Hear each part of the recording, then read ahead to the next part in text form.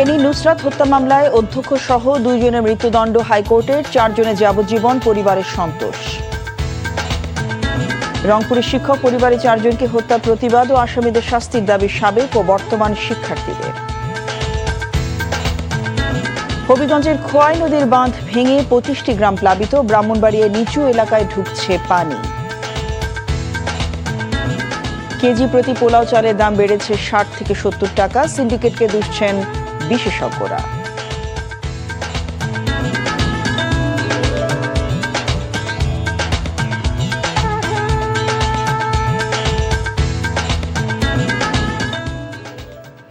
আসসালামু আলাইকুম, জসিন্তা জিনিয়া স্বাগত জানাচ্ছি এনটিভির দেশের খবরে। আই গ্যাস ইউনাইটেড শিরোনাম দেখছিলেন, এবার পুরো খবর। এদিকে মাদ্রাসা ছাত্রী নুসরাত জাহান রাফি হত্যা মামলার রায় ঘোষণার পর সন্তোষ জানিয়েছে তার পরিবার ও এলাকাবাসী। আগে থেকেই হুমকির কথা উল্লেখ করে হাইকোর্টের রায় ঘোষণার পর নতুন করে নিরাপত্তার দাবি জানিয়েছে নুসরাতের মা। ইতোমধ্যে নুসরাতের বাড়ির চারপাশে পুলিশি নিরাপত্তা বাড়ানো হয়েছে। ফেনী থেকে তোফাল আহমেদের পাঠানো রিপোর্ট। ফেনীর সোনাগাজীতে মাদ্রাসা ছাত্রী নুসরাত জাহান রাফির গায়ে কেরোসিন ঢেলে আগুন দিয়ে হত্যার ঘটনায় আলোড়ন সৃষ্টি হয় সারা দেশে। নড়ে চড়ে বসে প্রশাসন। এরপর মামলার প্রেক্ষিতে নিম্ন আদালতের রায়ের পর আলোচিত এই হত্যা মামলায় আপিলের রায় দিল হাইকোর্ট। রায়ে সন্তোষ প্রকাশ করেছে নুসরাতের পরিবার ও এলাকাবাসী।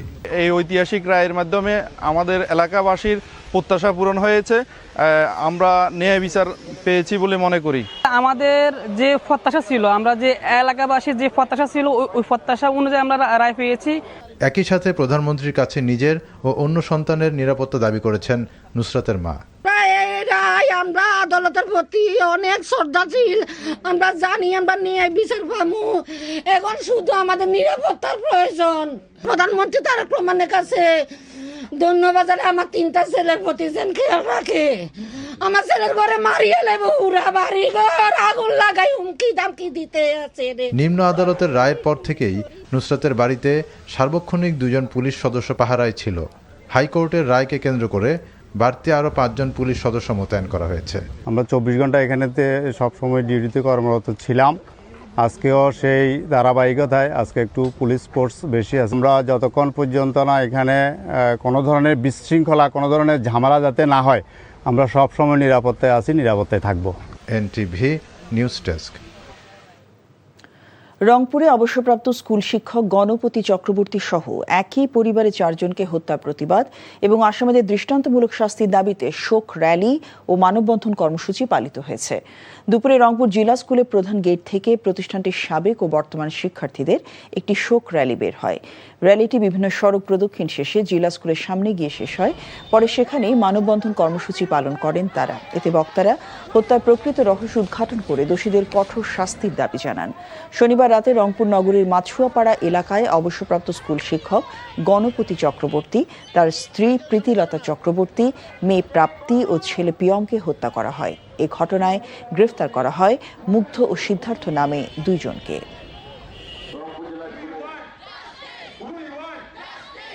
রংপুরের ডিআইজি মহোদয় পুলিশের তাদেরকে জানাতে চাই, আগামী 3 কর্মদিবসের মধ্যেই যদি আপনার বিচার এবং সুষ্ঠু তদন্ত করে দোষীদের সাব্যস্ত করতে না পারেন, তাহলে আমরা রংপুর শহরে ব্যাপক আন্দোলন করব। হবিগঞ্জের খোয়াই নদীর বাঁধ ভেঙে 25টি গ্রাম প্লাবিত হয়েছে। গতকাল সকালে হঠাৎ বাঁধ ভেঙে যায়। এতে সদর উপজেলার লস্করপুর, পৈলী ইউনিয়ন এবং বাহুবল উপজেলার লাতাশি ইউনিয়নের অন্তত 25টি গ্রাম প্লাবিত হয়। স্থানীয়ভাবে পাওয়া তথ্য অনুযায়ী প্রায় 220 হেক্টর পাকা ধান এবং 50 হেক্টর বীজতলা ও শাকসবজি ক্ষতিগ্রস্ত হয়েছে। এর আগে গত 9 জুলাই রাতে বাঁধ ভেঙে লস্করপুর ইউনিয়নের অন্তত 35টি গ্রাম প্লাবিত হয়। টেকসই বাঁধ নির্মাণ না হয় পুনরায় বাঁধে ভাঙন দেখা দিয়েছে বলে স্থানীয়দের অভিযোগ। এদিকে ব্রাহ্মণবাড়িয়ায় উজানের ঢলে আখাউড়ার 3টি ইউনিয়নের নিচু এলাকা প্লাবিত হয়েছে। এতে তলিয়ে গেছে 250 হেক্টর জমির সদ্য রোপণ করা শস্য ক্ষেত। গরু ছাগলে আমরা খুব বিপদে আছি, বুঝছেন? এখন বাইরে যেতাম, রুজি যেতাম, আমরা খোঁজ যেতাম রুজি। আলি রুয়া পাকনার দাম সব তো লইয়া গেছে। দেখেন 1 মাসের ভিতরে 2টা ক্ষতি, একটা ক্ষতি এখন ওরা মানায় নিতে পারতেছে না। তার উপরে কৃষকের হাজার হাজার জমি এখন আবার পানির তলায়। আজকে বিগত 15-20 দিনে এই বানটা বাঁধলে পরে আমরা এই ক্ষতিটা হইতো না। বিএনপি সংখ্যাগরিষ্ঠ দল হিসেবে গত 6 মাসে দেশ পরিচালনায় কিছু ভালো কাজ করলেও 80% ক্ষেত্রে ব্যর্থতার পরিচয় দিয়েছে বলে মন্তব্য করেছেন এনসিপির উত্তরাঞ্চলের মুখ্য সংগঠক সার্জিস আলম। দুপুরে চট্টগ্রাম উত্তর জেলা এনসিপি সাংগঠনিক সমন্বয়ক সভায় তিনি সব কথা বলেন। জেলা কমিটির আহ্বায়ক আকরাম হোসেনের সভাপতিত্বে অনুষ্ঠিত সভায় এনসিপির কেন্দ্রীয় যুগ্ম আহ্বায়ক সরওয়ার তুষার সহ জেলা ও উপজেলা নেতারা বক্তব্য রাখেন। সভায় বক্তারা অভিযোগ করেন, বিএনপি সরকার ক্ষমতায় আসার পর থেকে রাউজান রাঙ্গুনিয়ার সন্ত্রাসের জনপদে পরিণত হয়েছে। এ সময় সাধারণ মানুষের সমস্যা চিহ্নিত করে সাংগঠনিক কাজ জোরদার করতে নির্দেশনা দেন কেন্দ্রীয় নেতারা।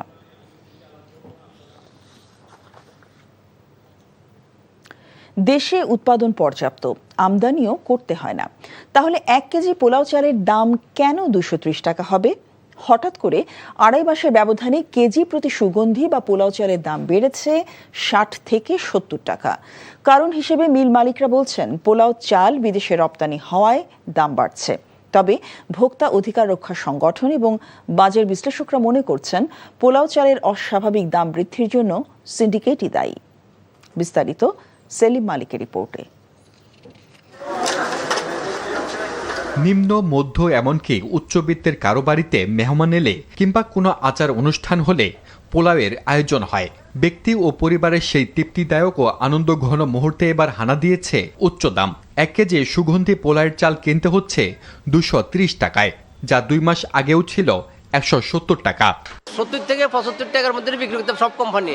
এখন ওটা অনেক দূর বাড়তে যায়, এখন আপনার 230 টাকা গায়ে রেট হচ্ছে প্যাকেটজাত পোলাও চাল।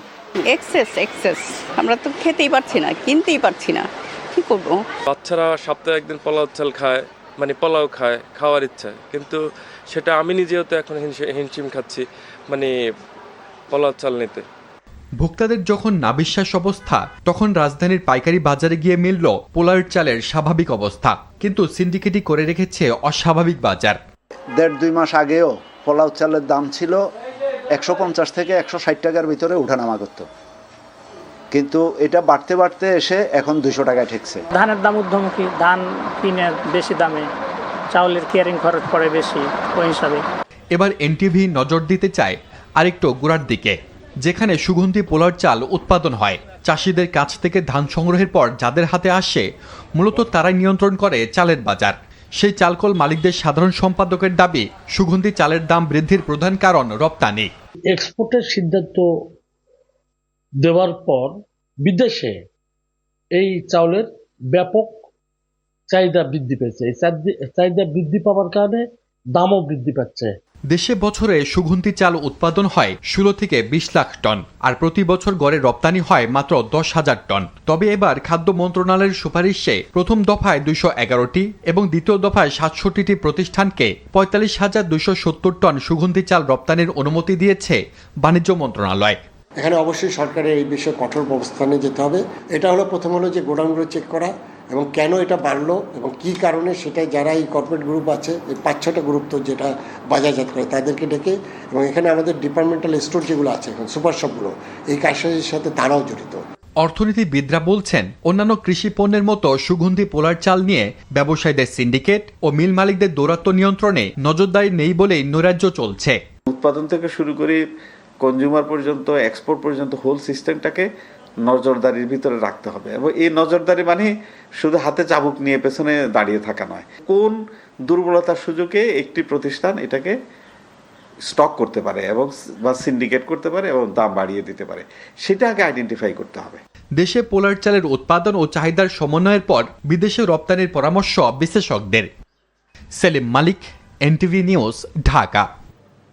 মাদক ব্যবসা এবং মাদক সেবীদের বিরুদ্ধে যুদ্ধ ঘোষণা করেছেন চট্টগ্রাম রেঞ্জের ডিআইজি আব্দুল কুদ্দুস চৌধুরী। রাঙামাটিতে আয়োজিত মাদক বিরোধী সুধী সমাবেশে তিনি এই কথা বলেন। তিনি বলেন, শুধু পুলিশের একার পক্ষে সমাজ থেকে মাদক নির্মূল করা সম্ভব নয়। একটি সন্ত্রাস ও মাদকমুক্ত সমাজ গড়তে হলে সমাজের সকল স্তরের সবাইকে এগিয়ে আসতে হবে।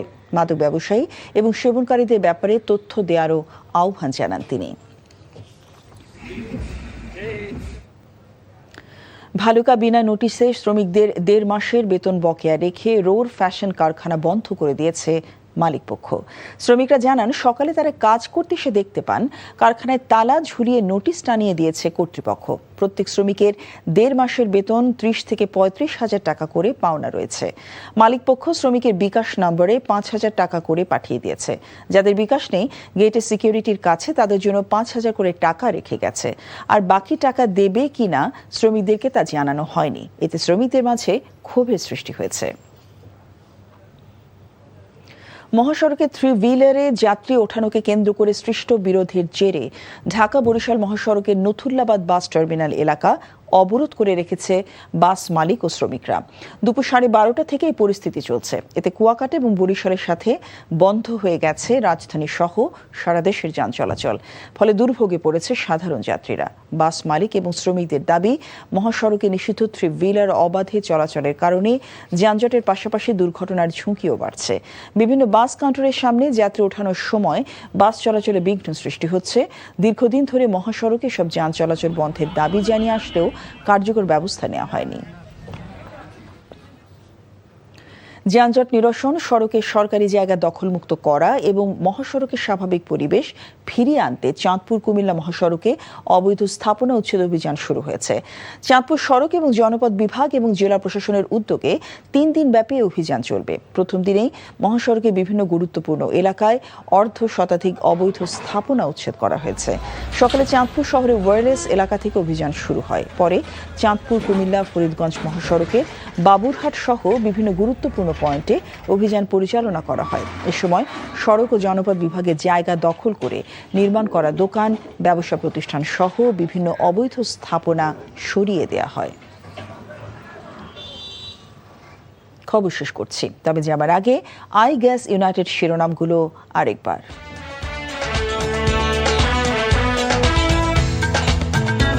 ফেনী নুসরাত হত্যা মামলায় অধ্যক্ষ সহ 2 জনের মৃত্যুদণ্ড হাইকোর্টের, 4 জনের যাবজ্জীবন, পরিবারের সন্তোষ। রংপুরে শিক্ষক পরিবারে 4 জনকে হত্যার প্রতিবাদ এবং আসামিদের শাস্তির দাবি সাবেক ও বর্তমান শিক্ষার্থীদের। হবিগঞ্জে খোয়াই নদীর বাঁধ ভেঙে 25টি গ্রাম প্লাবিত, ব্রাহ্মণবাড়িয়ার নিচু এলাকায় ঢুকছে পানি। কেজি প্রতি পোলাও চালের দাম বেড়েছে 60 থেকে 70 টাকা, সিন্ডিকেটকে দুষছেন বিশেষজ্ঞরা। এই ছিল দেশের খবরে। এই খবরের ভিডিও আপডেট সহ জানতে ভিজিট করুন এনটিভি অনলাইন www.ntvbd.com। এছাড়াও এনটিভি জনপ্রিয় সব অনুষ্ঠান ও খবরের আপডেট জানতে ভিজিট করুন আমাদের ইউটিউব ও ভেরিফাইড ফেসবুক পেজ।